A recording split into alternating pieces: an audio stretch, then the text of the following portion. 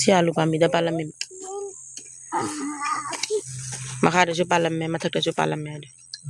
alu si mok thang namaro nang kha thang bi roi alu jam na namaro mok thang ba bora mai hande tare tanga ke to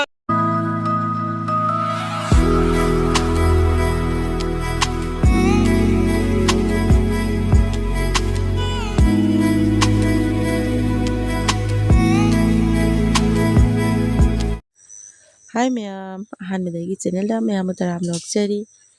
ma'am kamai tawrin ma'am nungai naribo ado ma'am ngasidi kari hai ni ko nungsa su sare nungalak pasida ado mana yukta semana phok kha ko bor kullu kari se phajan tawram bane ma phok se kilum bane ba kha lo raga sim pan ban ma kin tawram me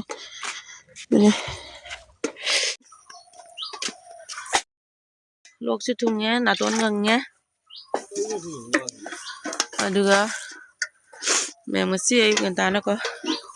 breakfast buji lo re ninchi school la thil lo re ko ga mai be ma boroi tari jong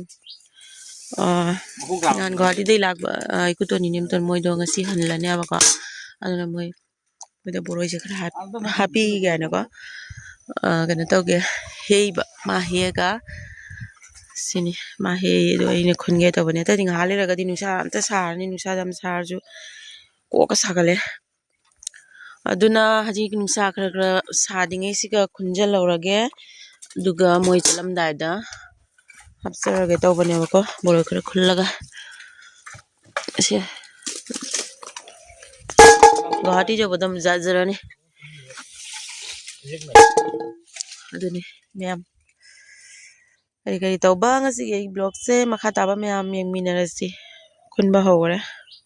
oguduni sesu tare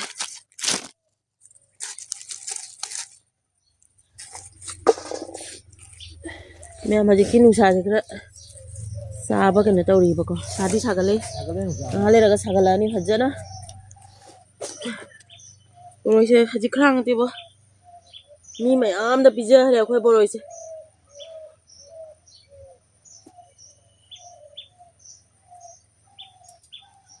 mana mu hawe ne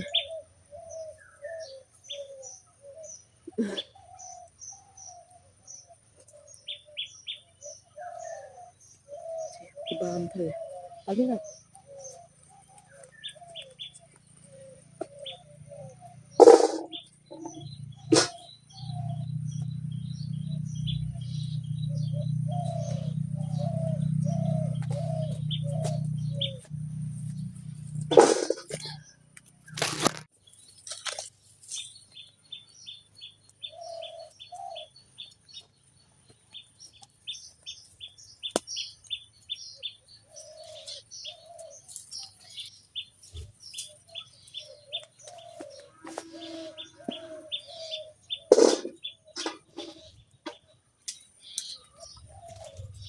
Jale ini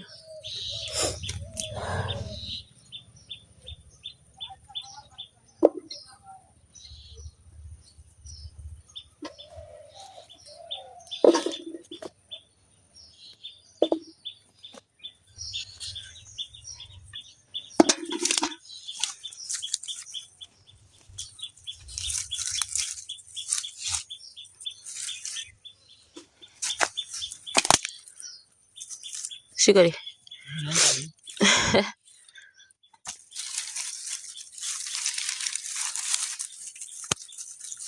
Uy mama.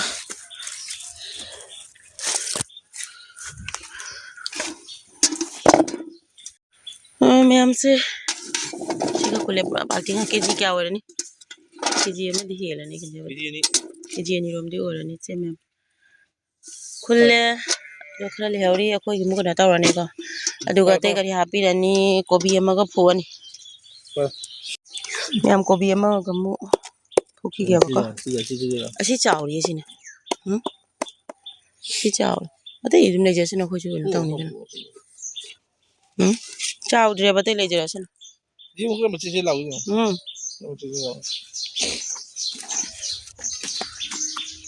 सी चाव है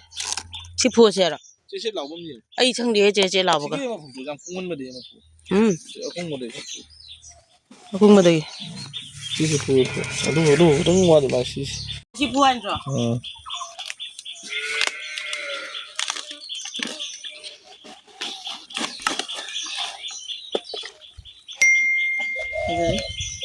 那想的比较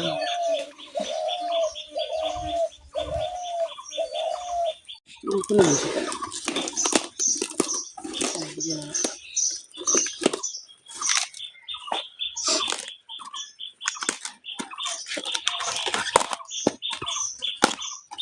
mai phok se haji kha budi kha yo thangjen mina sikan hai karen thangjela se aro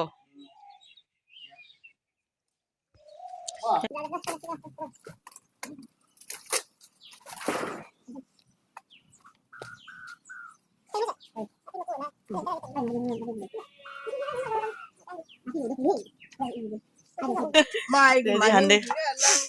tare tanga ke to seven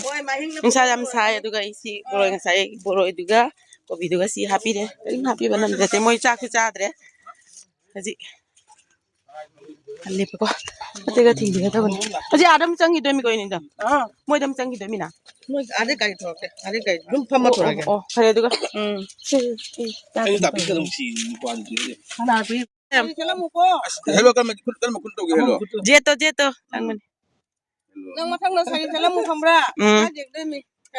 ba ba tara ma de hai ke no taw to khara nu si to thora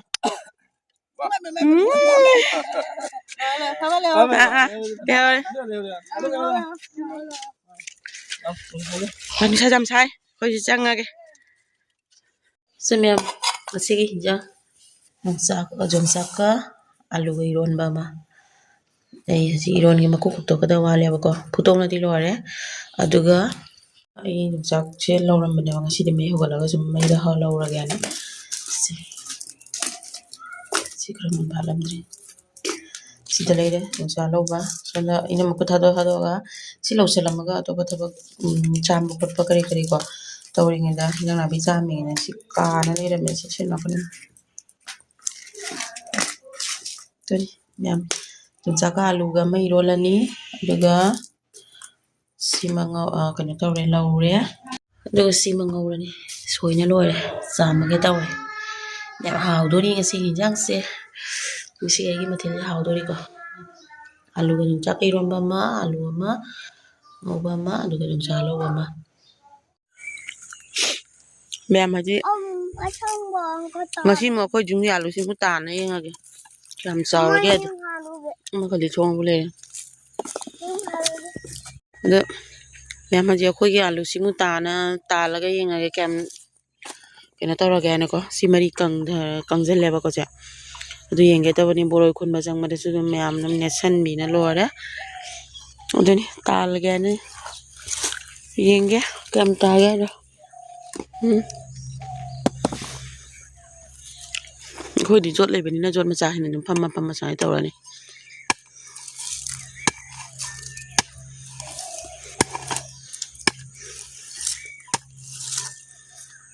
cái mà phục tất rồi không này tàu sỏi nè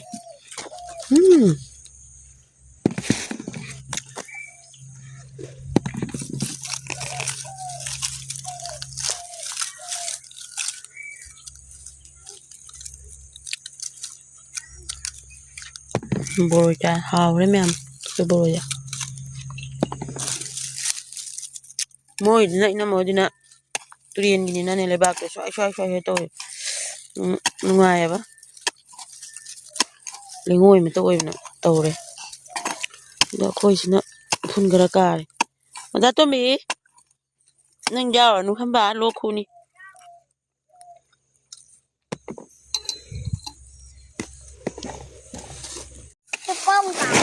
le bam da chale nang kari no ne to se mara o kari se loi chita bra ne ine sone kan do ha be so lai baduni duni ha si ha ba sana sone to ipun matani alo pum ma loi hap chala me yong ni si hap chala kanu ne jam mo le ne lai tu ni lo tho dana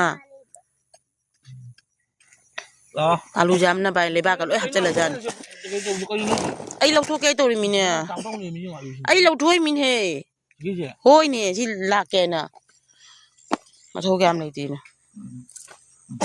ma'am सी से ताले मते सी का फंग चल yung ne ina lokso ma manam to je ma ta dum ni du si lokso kre ne ma tho gam nei tin pula ke Uyo. si masa lu malu amam malu nong malu Abdul. Ito bono malo ni. kakek nak bisa thui mi yung ni du kana ka kieng wa ba yung ni si yung ni se me ma khoi ki alu charong chao rin da se pha de yung ni sim si ka na se pha de kakek nak thui mi yung ni si alu ade se ka kieng jang me du ora ba ka kieng Jang ba haba kanunya. sidi pha de ba si gis ka no si ma charong ni ma lo thok kakek yang lo thok em khoi alu tan ma de se alu se ma kha da su talami tarami aduga mathak da su sumai palami alu hunga ama kai chakra mong di ma pan so nei na hikchen ma da ne phukchen ma da jaw ra ma si alu pami da palami ma kha da su palami mathak da su palami alu si mem alu tan ba lo re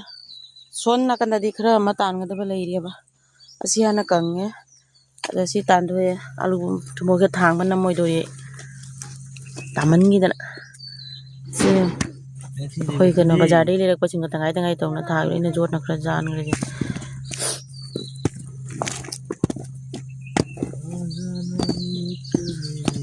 jam gi te myam se tum hori do ne ina tha ba matam da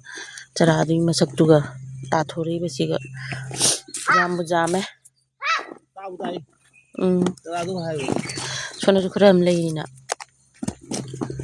do ango ba jing gi jam chaw na ta de do ma cha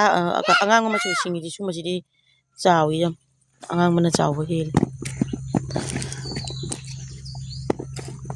ni kuna da lu tan rồi mai khang de nang jeng kami leu di si angang na je san ma ne ho chen ma ne angang ya ro thabak ja ba mok thang na ma ro nang kha thang bi ro alu jam na ma ro next video da mo do ra se